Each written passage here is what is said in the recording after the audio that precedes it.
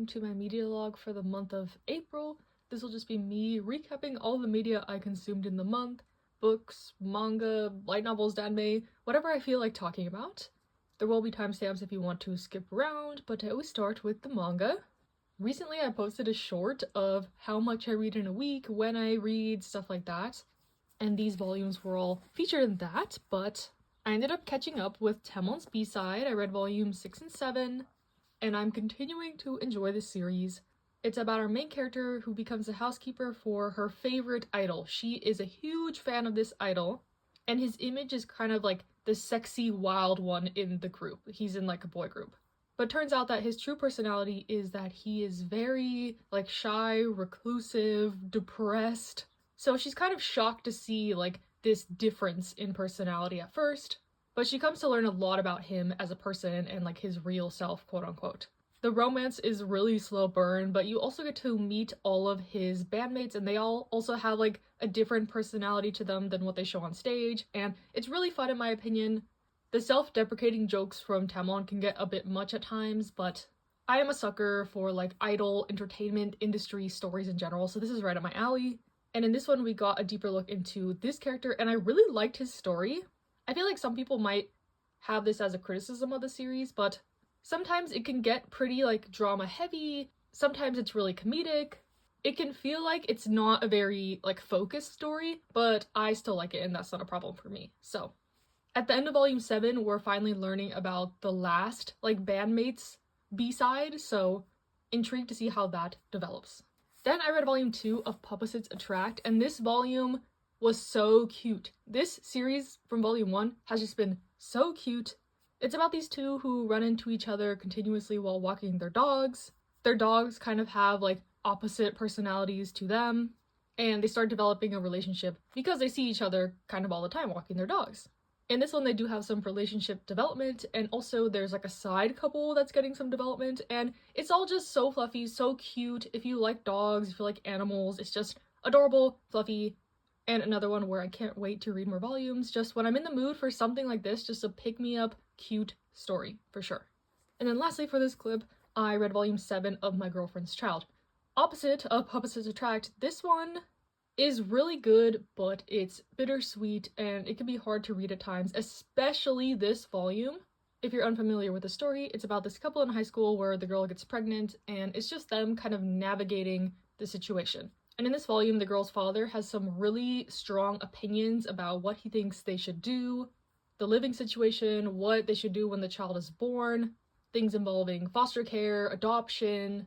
It's a lot, and like the actions of some of the characters made me like so angry in this, but I think that's a testament to good writing when it can invoke these emotions in me. So not a fun volume whatsoever, but I think a really like poignant one, insightful one, which is like what I felt about this whole series. It brings like the realistic elements. It's not afraid to show like the ugliness that can come from a situation like this. So yeah, I appreciate it. I always read these immediately when I get them, and I think there's 10 volumes, so we're nearing the end, but yeah, there's more like conflict coming from where this one ended, and I'm just along for the ride. Okay, hello, it is the end of the month, and I'll recap all the rest of the stuff I've read. It's actually all for like a challenge related video, so I won't go in depth here. Hopefully I'll have that one out soon, but I guess see if you can guess what the theme for the video is. I have some single volumes, volume 9 of Oshinoko, volume 13 of Spy Family, volume 13 of Cherry Magic, volume 2 of Pink and Habanero. Then I read some volume 1s and one-shots, Loverboy, Triple S Class, Revival Hunter, Not Love But Delicious Foods Make Me So Happy, Your Letter, A Star Brighter Than the Sun, and volume 1 of Firefly Wedding. And then I also finished a couple series, volume 3 of I Want to Be a Wall, volume 7 of The First Night with the Duke, and volumes 8 and 9 of Who Made Me a Princess. Work has been really hectic this month, so I didn't read as much as I wanted to. All my videos are delayed, like I have stuff in the works, I promise, but I have a lot going on. So that said, let's move on to the next things. Okay, moving on to the light novels. This is actually the first clip I'm filming of the month, but I just finished volume 4 of The Apothecary Diaries.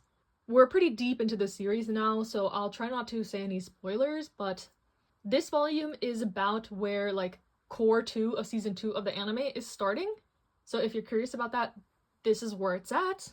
This volume gets a lot more into the politics of this world, which I feel like we weren't as exposed to in previous volumes. Like, we get what's going on in the inner court, but this explores, like, the whole country and other countries and stuff like that. And very vaguely, there's, like, some action, a battle that happens, which Mao Mao, of course, is involved in because she's always involved. The family trees were family treeing. There's a lot of information to digest in this one, honestly. And the ending got quite dark. I was not expecting that. Like, I feel like people have died in this series. There's been, like, some graphic depictions of stuff that goes on in the brothel where Mao Mao was raised. The whole issue with her parents, like, there's been some more quote-unquote dark aspects, but this, like, took a turn where I was like, oh, that's okay. So I'm curious to see if that's, like, kind of the direction we'll be moving forward in, or if it was just specific to, like, this arc. I'm curious to read more. And I want to read more right away, but my library has volumes 1 to 13 digitally, but not volume 5. For some reason, no volume 5. So I'll have to wait till that comes out next month, and then I'll be able to binge, like, a lot more volumes. So regardless to say, I highly recommend the light novel for the Apothecary Diaries. I'm planning to read this first now before the manga and stuff like that. So, okay, and then moving on to the danmei, I ended up reading volume 3 of Heaven Official's Blessing this month. I'm continuing to enjoy the series. If you've been following along, I've been reading like a volume of this a month so far. And this volume continued this sort of flashback that started in volume 2. And probably my biggest criticism of this volume is the flashback was so long. It dragged out a little bit in my opinion. It was very like politics, war, action heavy. And I get why it was there. It's to explain some context on some stuff that happened in the past, obviously. And I appreciate, like, the intricate world building and the history, but it kind of felt like it was never ending. But once we got into the present timeline, things picked up for sure. There was some really nice scenes, like the lanterns, the scene in the water here on the cover. The romance is, like, slowly picking up between the two main characters. Some of the kind of reveals I think that are coming are a little bit obvious in my opinion, but we'll see. Maybe I'll be wrong. But if you don't know what this one is about, it's about our main character who, in this world, if you do, like, a lot of good, noble deeds, you can ascend to heaven to become a god, and he has done this a couple times. He's gotten, you know, demoted, kind of kicked out a couple times, so he's sort of labeled as this unlucky god. And this time that he's become a god, he's kind of been tasked with some, like, more unfavorable quest stuff people don't really want to do. So it's more of an adventure, political, fantasy one, with a little bit of romance sprinkled in, and this is my first danmei, so I'm getting accustomed to things slowly but surely. I think I'm getting it now. I'm definitely getting it. And I have since bought a couple other series, so hopefully you'll be seeing those soon. My library has all of MXTX's novels, so I'm not sure if I want to start a new one before finishing Heaven's Official's Blessing, but this one is quite long. There's 8 volumes, so we'll see if I take a break from this and move to something else. Obviously, y'all will be kept in the loop, so yes. Okay, moving on to the books, I have listened to one audiobook so far this month, and that is I Who Have Never Known Men by Jacqueline Hartman. This book was recommended to me by a coworker, and I've been in a bit of a reading slump this whole year, so I decided to just go for it since it was a direct recommendation. It was a short, like, 6-hour listen, so I figured why not. I didn't know anything about it going into it, but I would describe this as dystopian. It's about our main character who starts out as a girl, like a teenager, and she is locked in this cage with 39 other women who have seemingly been, like, abducted from somewhere. They don't know anything. They just live in this cage. It's guarded by a couple guards. They never get to leave. It's all very mysterious. But our main character doesn't remember anything from her early childhood. She's just always remembered being in this cage. And in turn, the only time she's seen men are these guards that are outside, but she's never talked to them, never heard them speak, nothing. Hence the title, like, I Who Have Never Known Men. And early on in the story, they escape from the cage, and they have to figure out kind of what to do from there, because they've been either trapped down here for so long that they don't know, like, where they are, who, what, where, when, how, why, how long they've been down there, or, like, our main character who has never really known anything outside of these walls, so I found the perspective of the main character really interesting because, like I mentioned, she doesn't know anything. She doesn't know the names of things, she doesn't know half the things these women are talking about, and in the beginning, she feels really ostracized from them because they have this other lived experience that she doesn't have. And she also doesn't have, like, quote unquote, a normal socialization that these other women had had growing up, and they have kids and they've been married. So our main character really is kind of like a blank slate.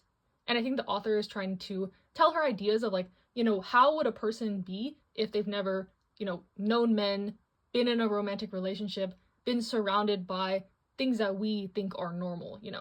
And I think it's actually quite beautiful. I teared up at multiple parts through this. It's pretty brutal, and I think you can take this story multiple ways. You can see it as a dystopian, a mystery, a survival story, a, like, philosophical what-if situation. I think you can take a lot out of it, and I'm glad that I read this. I'm glad that I took my coworker's recommendation. Had me thinking and using my brain and stuff, which I don't mind doing, so yeah, I liked it.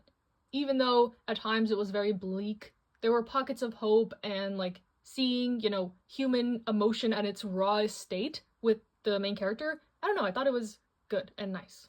I rated it like 4 out of 5 stars, so I would recommend this.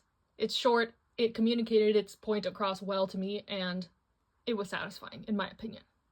And lastly, I'll just rapid fire through some of the music I liked in April. The biggest kind of out of nowhere thing for me was Close Your Eyes' debut. Their album is so good, and I didn't know anything about this group, but apparently they're from, like, a survival show, and one of the members was on Boys Planet, so maybe I'll have to watch the show. Let me know if it's good or if anyone has watched it. But the album is really good. Very vocal heavy. I like it a lot. These guys can sing for sure. And then, of course, we had Mark from NCT's, like, official debut. 1999 is so catchy, and there's a couple other songs that I really like on the album. More of the slower ones. But Mark really does deserve his flowers. Like, he's been one of the backbones of NCT for a long time now, so I'm happy to see that he's finally getting his, like, solo moment. Related to that, 10 had his Japanese debut, which was also very good. Really close after his last Korean comeback, but I'm not complaining. It's all good. It's all good. Also in the NCT universe, we have NCT Wish's comeback. I really like it. I don't know if a lot of people like it, but Pop Pop is really catchy to me also. My veins run green. I can never escape the In-Citizen life, honestly. Lucy had a comeback, of course. It was great. Lucy can really do no wrong, in my opinion. They've been doing a lot of OSTs, and it's honestly been, like, a little hard to keep up, so Lucy's definitely putting in the work. And then lastly, we had Chu's comeback. I love her solo music. Kiss the Kitty was okay, but I really like the B-sides, like Only Cry in the Rain, like, so good. I think I'm gonna buy a copy. I've been trying not to buy, like, as many physical albums. I just reorganized my K-pop shelves and made room for all the stuff I've been buying, and it's a little tight in there, much like my manga, much like everything. I have, like, no room. I just need to move, but yeah, that is it for the month. Hope you enjoyed. Felt like it was a little sparse, but like I mentioned, work has been crazy, and it's going to continue to be crazy until, like, July, so if you don't see much of me, that's why, but hopefully I can get back in the swing of things and edit and have stuff up for y'all. But that aside, stay safe, stay healthy, and I'll see you in the next one.